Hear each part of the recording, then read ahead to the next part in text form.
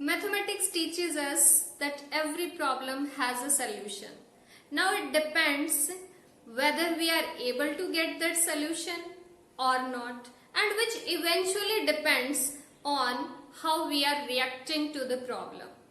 Hey everyone and welcome again on this platform of learning mathematics. मेरी माँ कहती है कि अगर हम कोई काम खुश होके करें तो उसके सक्सेस के चांसेस काफी इंक्रीज हो जाते हैं एंड यानी कि हमारे जो काम के सक्सेस या फेलियर में हमारा जो एटीट्यूड है प्रॉब्लम के लिए वो काफी जो है मायने रखता है। हम जब थ्योरम के बारे में सुनते हैं तो क्या आता है, बच्चे सोचते हैं बहुत बोरिंग है, नहीं होगी याद, कैसे करेंगे, कैसे जो है उसके क्वेश्चंस करेंगे। ऐसा कुछ नहीं है। Yes, we are doing today the exercise based on a theorem only and we are going to do the questions which are based on the theorem of total probability. आसान बना के सीखते हैं, ठीक है? Let's do it. Suppose हमारे पास दो bags हैं, ठीक है? बैग 1 एंड बैग 2 और इन दोनों बैग्स में 2 डिफरेंट कलर्स की बॉल्स हैं, ठीक है? बैग 1 में there are 2 types of balls, red and white. Suppose कीजिए 7 रेड बॉल्स हैं एंड 5 जो है वो व्हाइट बॉल्स हैं।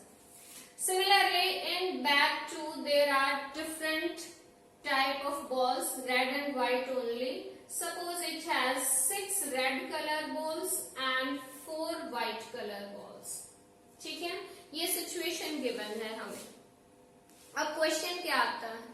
क्वेश्चन है कि हमें एक रेड बॉल चाहिए। What is the probability of that red ball, ठीक है? तो हमें चाहिए प्रोबेबिलिटी ऑफ रेड बॉल।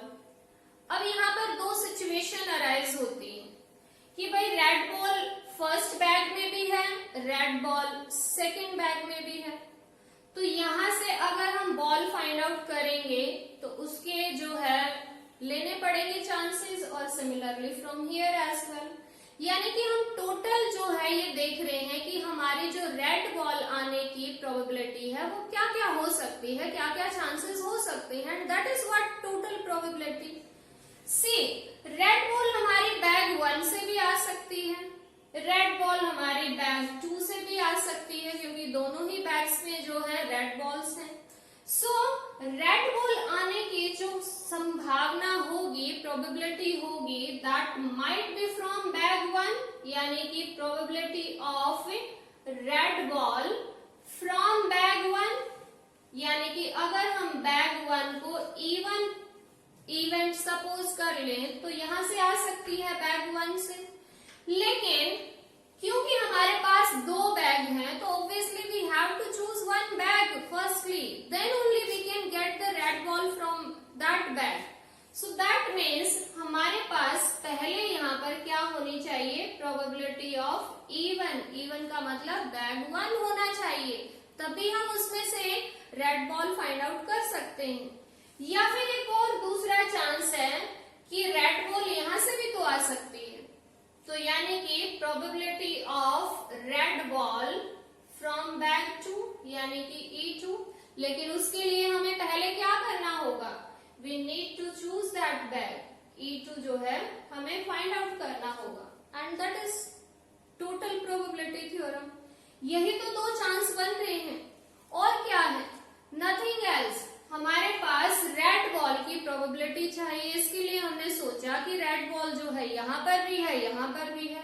तो अगर हमें यहाँ से रेड बॉल चाहिए तो ऑब्वियसली उसके लिए पहले बैग 1 तो उठाना पड़ेगा, बैग 1 तो चूज करना पड़ेगा। तो बैग 1 को चूज किया और फिर उसमें से रेड बॉल फाइंड आउट की। यहाँ बैग 2 चूज किया और फिर उसमें से रेड बॉल फाइंड आउट की। That's it, simple. And now we can find out here even हमने जो है बैग को चूज करने की जो है प्रोबेबिलिटी मानी है। There are 2 bags, bag 1 and bag 2। दो ही बैग हैं, एक बैग चूज करना है। So what will be probability, obviously it will be 1/2 and red ball from even. First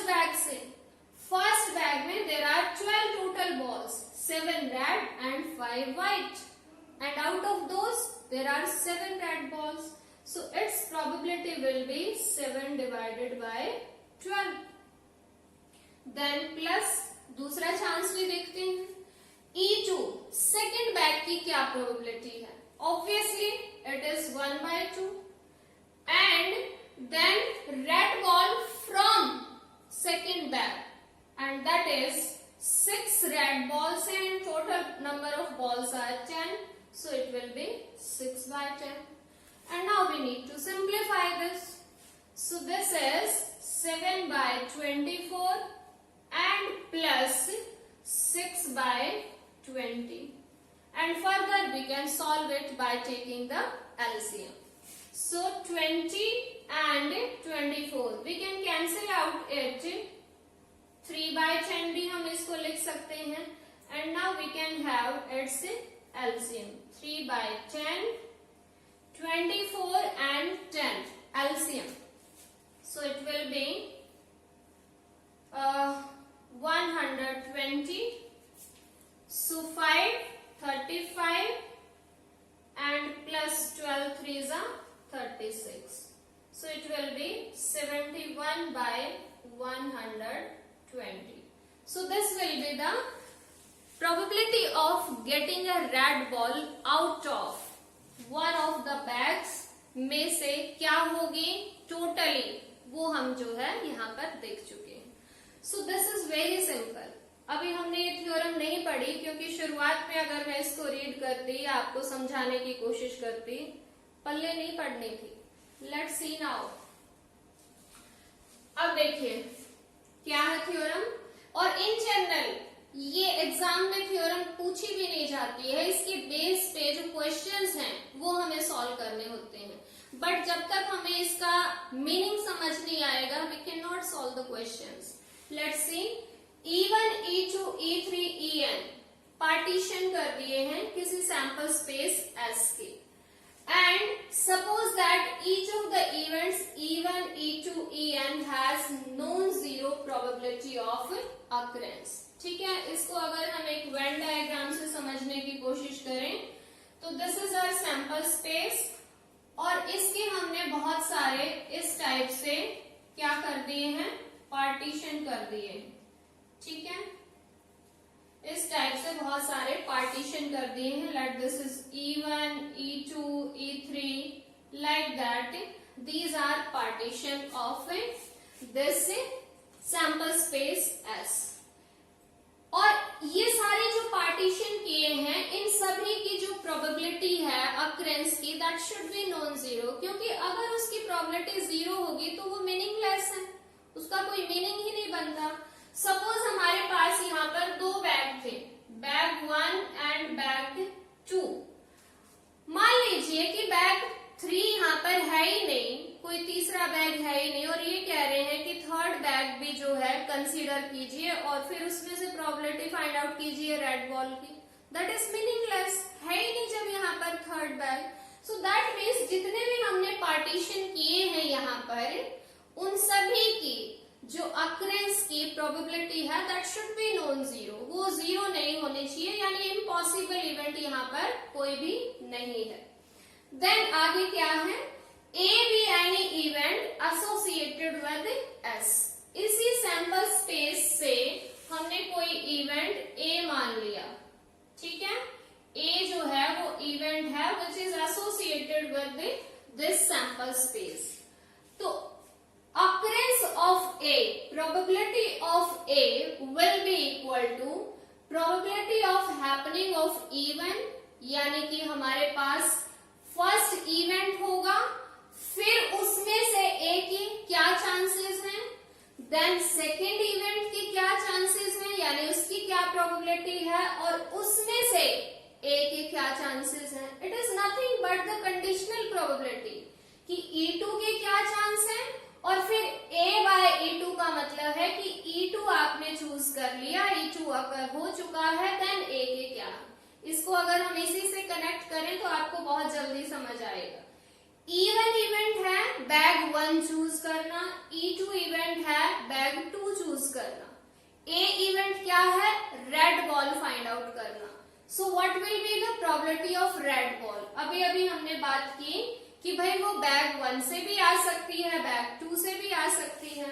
तो पहले तो E1 यानी बैग 1 चूज करेंगे, फिर हम उसमें से रेड बॉल फाइंड आउट करेंगे, या फिर E2 चूज करेंगे और फिर उसमें से रेड बॉल फाइंड आउट करेंगे।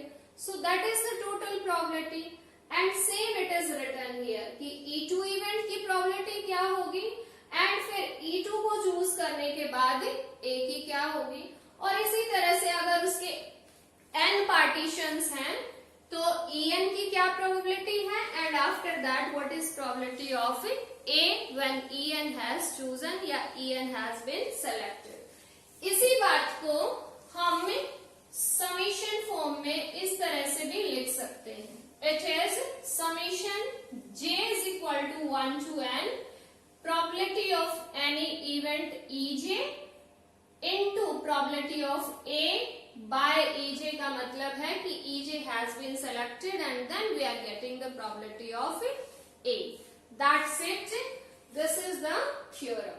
ठीक है, I am again reminding you in general theorem is not asked in the paper. इसके बेस पे हमें questions जो हैं वो find out करने होते हैं.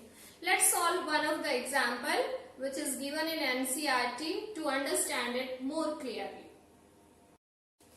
Yes, see this example. A person has undertaken a construction job. The probabilities are 0.65 that there will be a strike.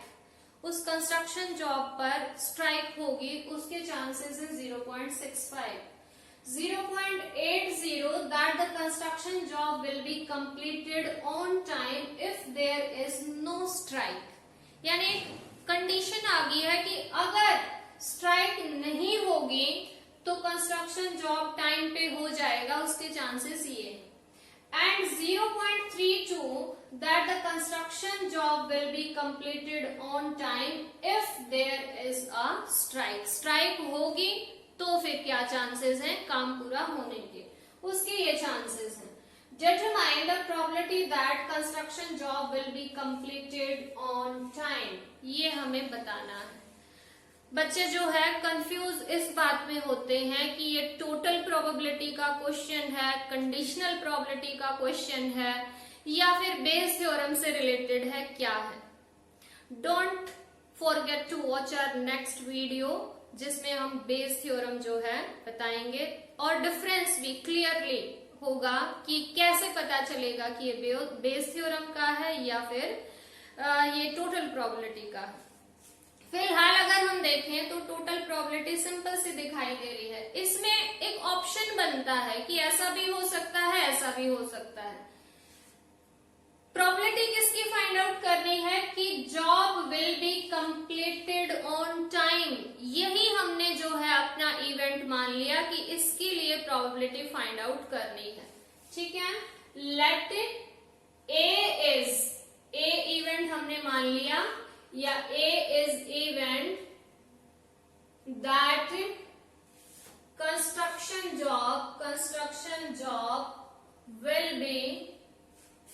be completed on time. ये टाइम पे हो जाएगा, ये हमें इवेंट A कंसीडर कर लिया. अब इसके साथ साथ हमारे पास दो इवेंट और एसोसिएट हो रहे हैं. वो कौन से हैं कि काम तो पूरा हो जाएगा लेकिन हो सकता है स्ट्राइक हो सकता है स्ट्राइक ना हो. यानी कि इसके साथ साथ दो इवेंट्स और एसोसिएटेड हैं तो वो भी हमें कंसीडर करने हैं. ठीक है, तो एक तरह से यहाँ पर ये एक ऐसा इवेंट नहीं है जो बस हाँ यही होगा, ऐसा है ऐसा नहीं है. इसके साथ साथ दो इवेंट और एसोसिएटेड हैं, ऐसा भी हो सकता है ऐसा भी हो सकता है. हमें सबको जो है कंसीडर करना, सबको साथ में लेके चलना है. यही टोटल प्रोबेबिलिटी थ्योरम है. ठीक है, अब स्ट्राइक होगी उसको हम एक इवेंट सपोज कर लेते हैं और स्ट्राइक नहीं होगी उसको दूसरा इवेंट मान लेते हैं. लेट E1 जो है is event that there will be strike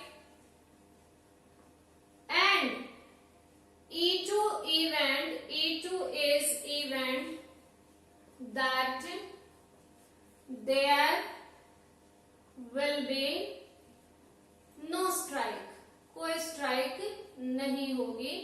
हमने मान लिया। अब देखिए बहुत ही सिंपल सा क्वेश्चन है, इवन इवेंट है कि स्ट्राइक होगी, स्ट्राइक होने के चांसेस क्या हैं 0.65, वेरी सिंपल गिवन है क्वेश्चन में। तो प्रोबेबिलिटी ऑफ इवन हमें पता है दैट इज 0.65।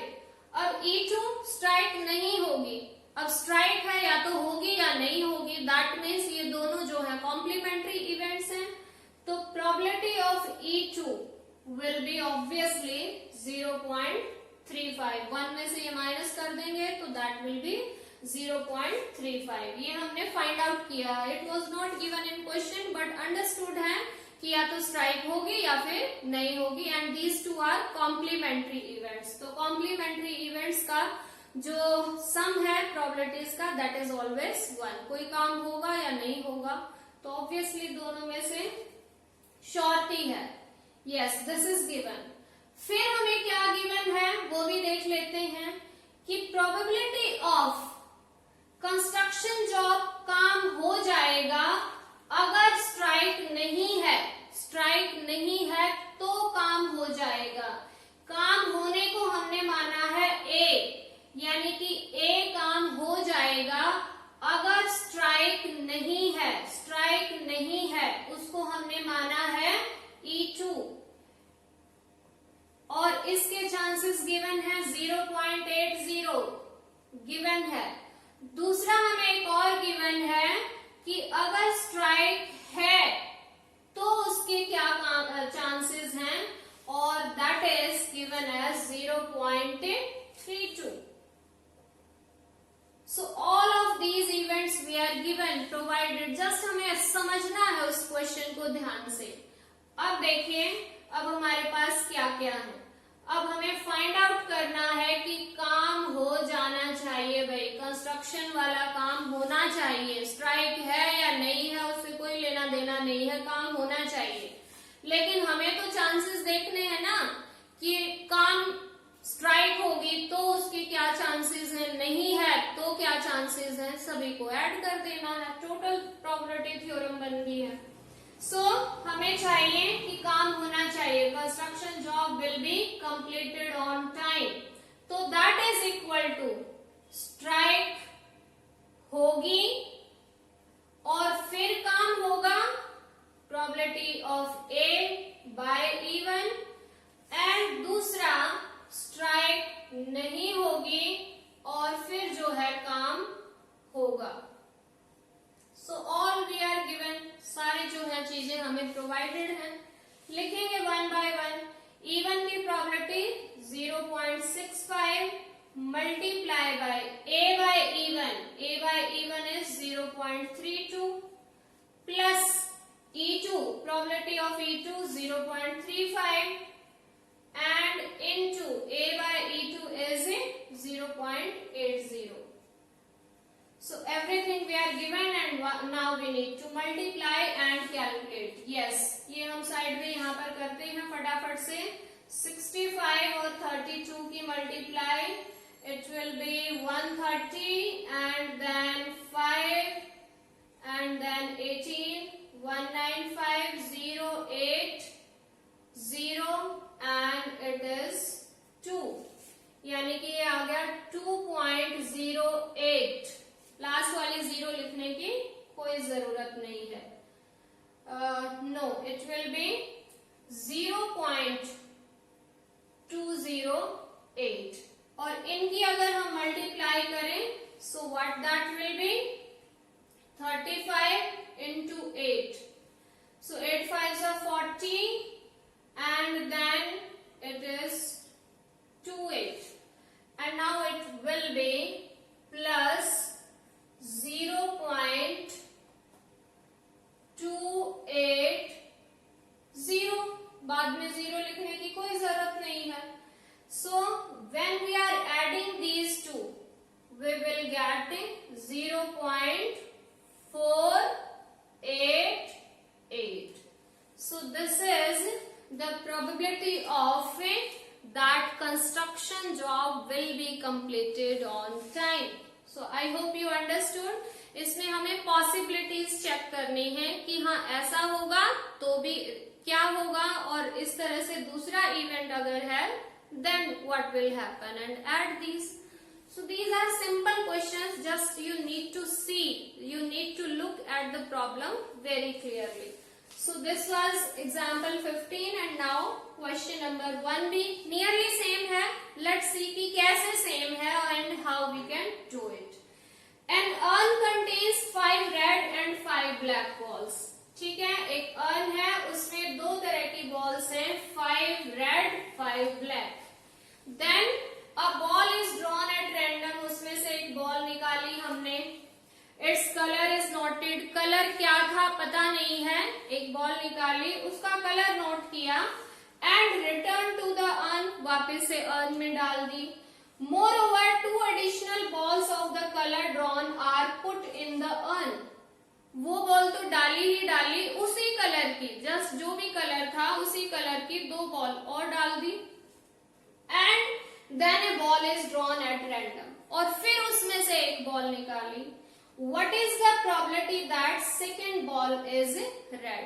तो जो सेकेंड टाइम जो बॉल हमने फाइंड आउट की है उसके रेड आने के क्या चांसेस हैं, that we are asked in the question. So let's see how this question will be solve.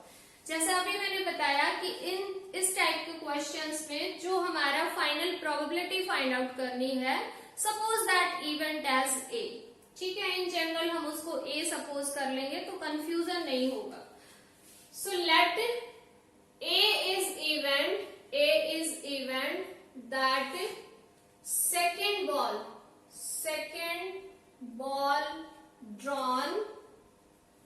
Drawn is red. वो रेड कलर की है, ये हमने ए इवेंट मान लिया. अब जो ये ए इवेंट हमने माना है, ये इसकी प्रोबेबिलिटी बहुत ही सिंपल है, हम आसानी से निकाल सकते हैं. लेकिन उससे पहले कुछ हो चुका है ना, कुछ ऑलरेडी हुआ है. एक बॉल पहले निकाली, फिर 2 उसी कलर की उसमें डाल दी गई, तो it has made this question complicated. देखिए क्या सिचुएशन है. एक अर्न है, उसमें जो है 5 रेड बॉल है, 5 ब्लैक बॉल है. ठीक है, इसमें से एक बॉल निकाली, अब पता नहीं कि कौन से कलर की है, तो इसके 2 चांसेस बने. वो बॉल जो है हमारी रेड भी हो सकती है, वो बॉल जो है हमारी ब्लैक भी हो सकती है. तो रेड आने को हम बोल सकते हैं कि ये इवन इवेंट है, और ब्लैक आने को हम बोल सकते हैं कि ये इवेंट E2 है. तो E1 के क्या चांसेस होंगे? See from here there are 5 red, तो इसके चांसेस हो जाएंगे 5/10. Probability of E1 will be, E1 का मतलब रेड आने के चांसेस वो हैं 5/10. Then E2 probability of black ball भी तो हो सकती है, वो भी क्या है 5/10. इसके बाद यानी इतना होने के बाद भी उसके बाद क्या किया कि अगर ये आया है तो फिर इसी कलर की 2 बॉल डाल दी गई है, और ये आया है तो फिर सेम ब्लैक कलर की 2 बॉल डाल दी गई है. ये भी तो किया है साथ में. अब हमें इन सभी के बाद प्रोबेबिलिटी चाहिए ए की, यानी कि हमें रेड बॉल की प्रोबेबिलिटी चाहिए. अब ये जो रेड बॉल आ रही है हमारी बैग से, ये किस पे डिपेंड करता है? ये सिंपल प्रोबेबिलिटी नहीं रही, ये डिपेंड कर रही है कि भाई पहली बॉल कैसी थी, उसके कलर पे भी तो डिपेंड है. हो सकता है पहली बॉल हमारी कैसी आई हो, रेड कलर की, और फिर हमें रेड चाहिए, यानी कि इवन इवेंट हुआ है, और फिर हमें प्रोबेबिलिटी क्या चाहिए, रेड की, when even has happened.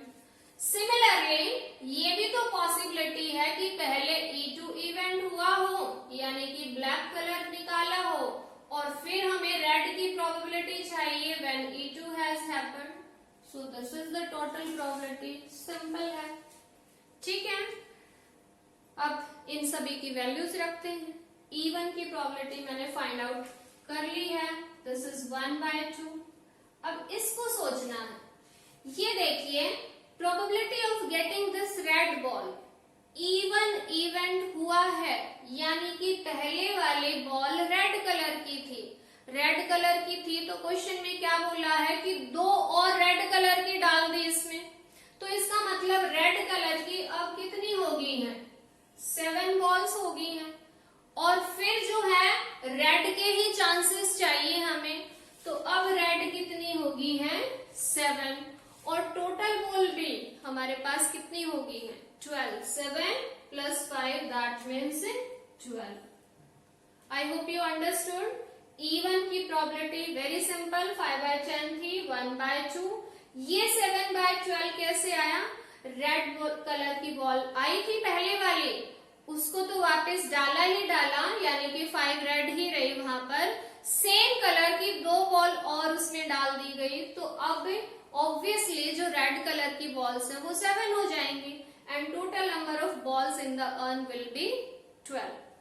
So that's why it is 7/12.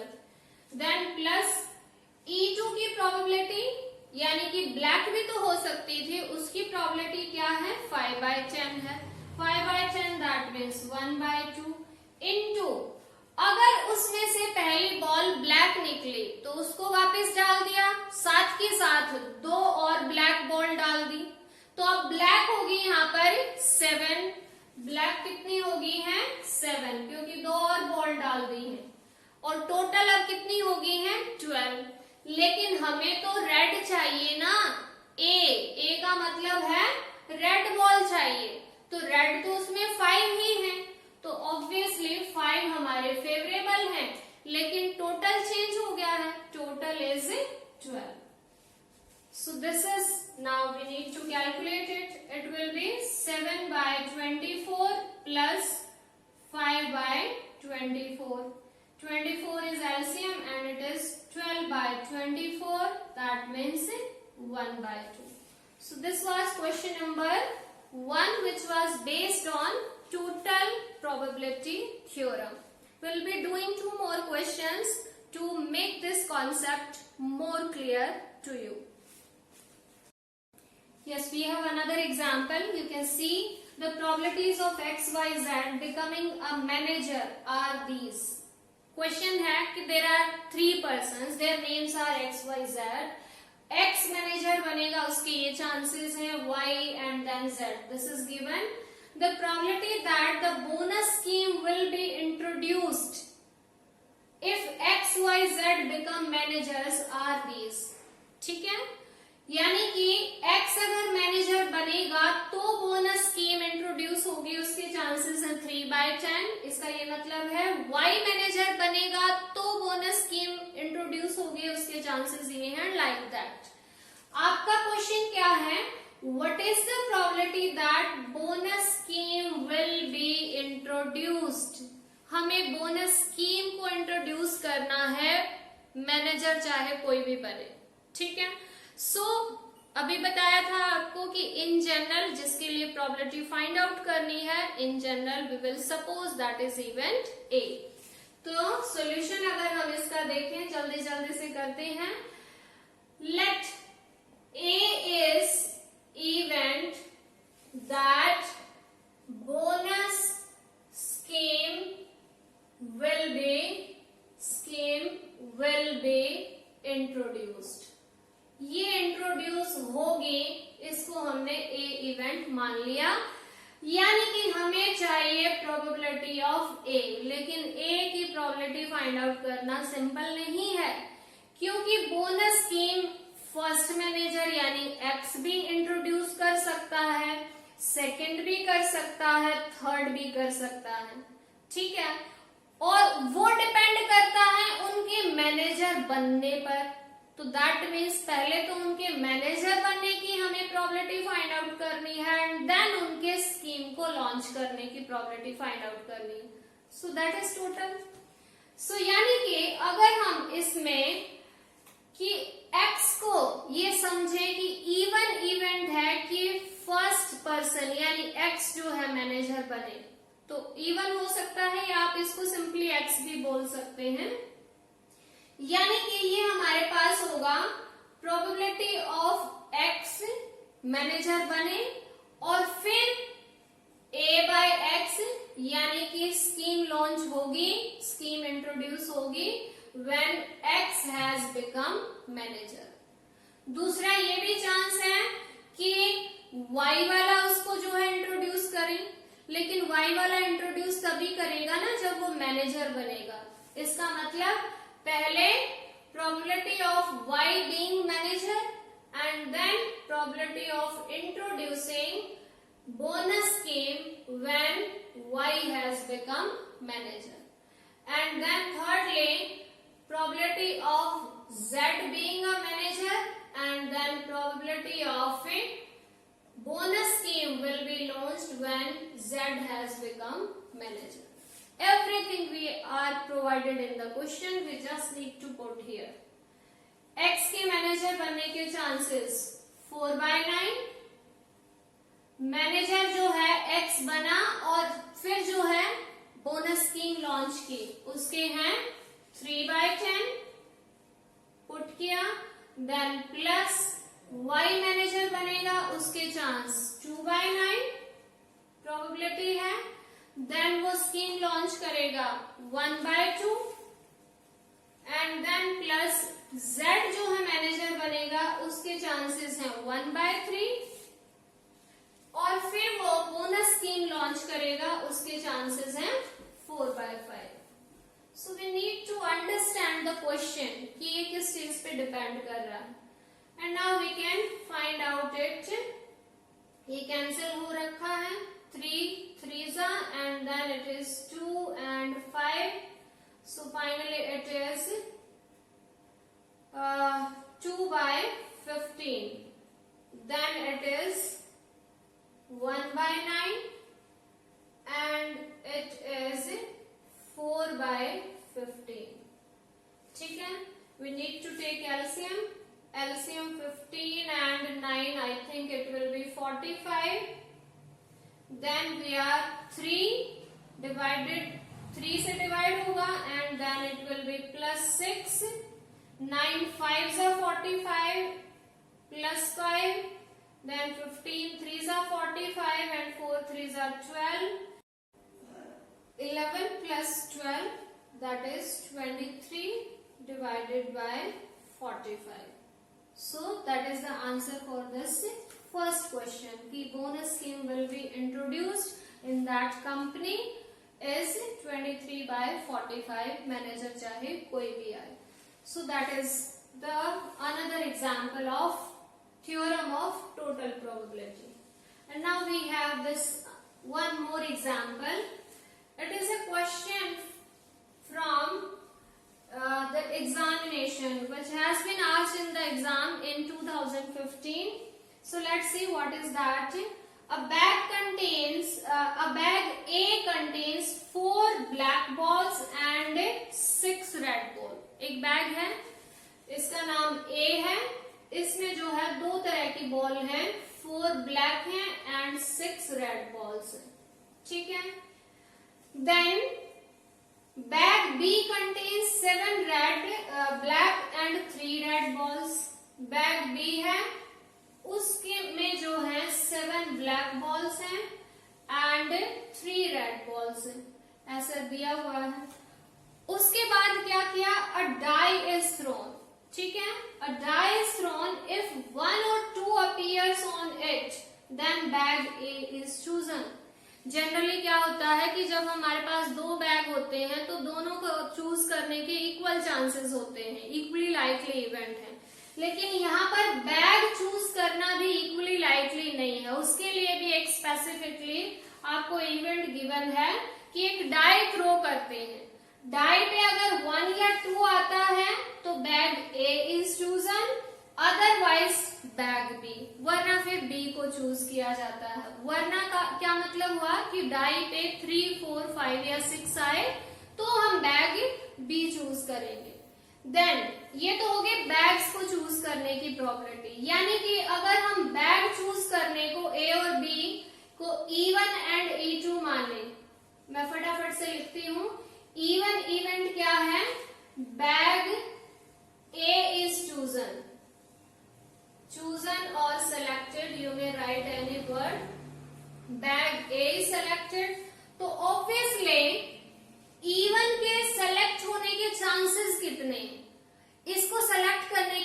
Die को थ्रो किया है और डाई पे टोटल नंबर आपको पता है 6 होते हैं और 6 में से अगर 1 और 2 आए तभी इस बैग को सेलेक्ट किया जाएगा। तो ऑब्वियसली इसके पास फेवरेबल आउटकम 2 है divided by total are 6, that means E1 यानी बैग ए को चूज करने की प्रोबेबिलिटी होगी है 1/3। इसी टाइप से E2 हमने ले लिया इवेंट्स, सपोज किया है बैग बी इज सेलेक्टेड और इसके सेलेक्ट होने के चांसेस ऑफ कोर्स हाई हैं क्योंकि यहाँ पर इसके फेवर में 4 नंबर्स हैं 3, 4, 5 and 6, so it will B 4/6 that is 2/3। इसके बाद क्या किया कि हमने उस बैग में से जो सेलेक्ट किया है उसमें से 2 balls are drawn at random, 2 ball निकाली है हमने विदाउट रिप्लेसमेंट, रिप्लेस भी नहीं की। From the selected bag, find the probability that 1 ball is red and 1 is black. इसके लिए हमें probability चाहिए कि एक बॉल रेड होनी चाहिए और एक ब्लैक होनी चाहिए। तो यही हमने अपना इवेंट ए मान लिया। लेट ए इवेंट क्या है, ball drawn is red and another is black, यानी कि जो 2 बॉल हमने फाइंड आउट करनी है उसमें से निकालनी है वो एक रेड होनी चाहिए और एक ब्लैक होनी चाहिए। यही हमने इवेंट ए सपोज कर लिया। अब देखिए जो ए सपोज किया है वो किस चीज पे डिपेंड है, बॉल तो हम निकाल लेंगे रेड और ब्लैक, लेकिन उसके लिए पहले हमें बैग देखना पड़ेगा कि बैग कौन सा है, तो उसके चूज करने के बाद फिर उसमें से रेड और ब्लैक के फिर चांसेस देखने हैं। So this is the total probability of A किस चीज पे है कि भाई रेड और ब्लैक बॉल फर्स्ट बैग में भी है, सेकंड में भी है, इजीली हम फाइंड आउट कर सकते हैं, लेकिन हमें पता ही नहीं कि कहां से फाइंड आउट करनी है। सो वी आर फाइंडिंग कि इन टोटल क्या क्या चांसेस हो सकते हैं, क्या उसकी प्रोबेबिलिटी हो सकती है, क्या पॉसिबिलिटी है रेड और ब्लैक आने की।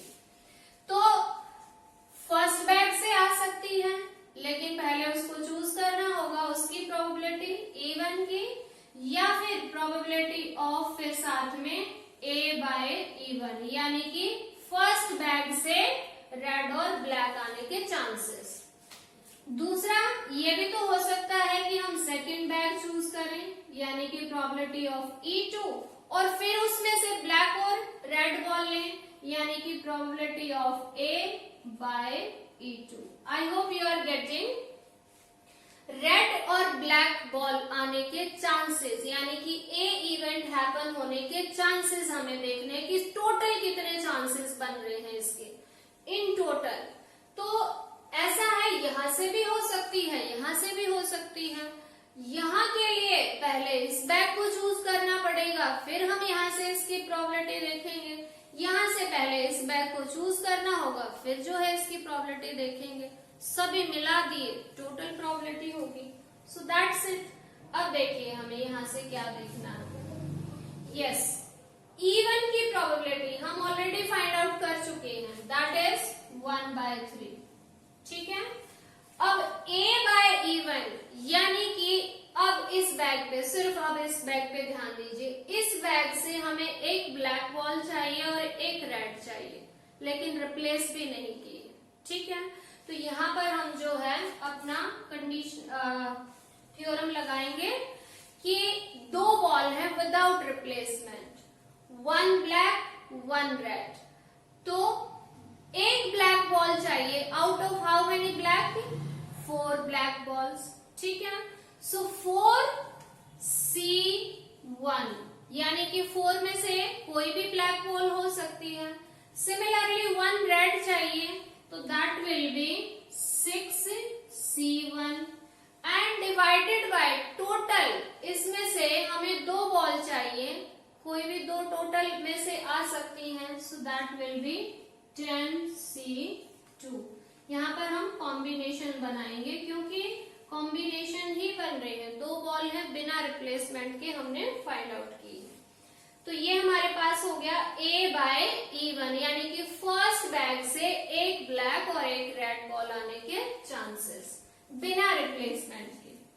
देन E2 की प्रोबेबिलिटी हमारे पास है 2/3 which we have already taken into A/E2। A/E2 second bag से एक ब्लैक और एक रेड बॉल आने के चांसेस। एक ब्लैक चाहिए, देयर आर 7, तो 7 में से कोई भी एक आ सकती है, सो दैट मीन्स 7C1। इसके बाद एक रेड चाहिए, out of 3 red any one can come out, so that is 3C1।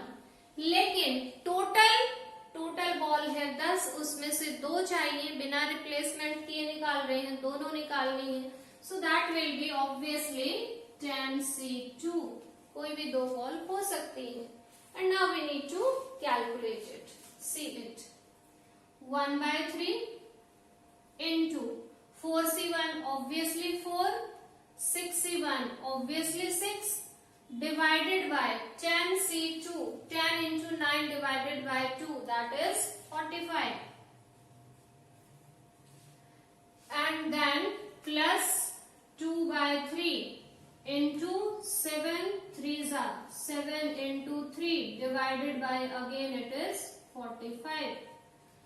Now we can calculate it. 3 2s are 6, it is 8/45, and plus then it is 14/45. ठीक है, and now finally we can add these. 14 plus 8 will be 22 divided by 45. That is the final answer for this question. 22 divided by 45. So that means कि अगर हमारे पास ऐसी situation है, 2 bag हैं, दोनों के चूज करने के भी अलग अलग तरीके हैं और उनके तरीके भी हमें गिवन है कि उनका चूज करेंगे विद अ डाई। ठीक है, उसके हमने अलग अलग देखे, and then we are taking 2 balls out of that. one should be black, one should be red, and then replace भी नहीं करनी है। ठीक है, तो इसके लिए हमें कॉम्बिनेशन भी यूज करना है, and we have use that. I hope you understood this question, but unless you practice yourself you cannot get through it. So please practice, and in one more video we will be clearing out कि what is conditional probability, what is total probability, what is Bayes theorem। सारे doubts आपके clear होने वाले हैं। Don't forget to watch the video on Bayes theorem। So till then, stay connected, keep watching and keep learning. Bye bye.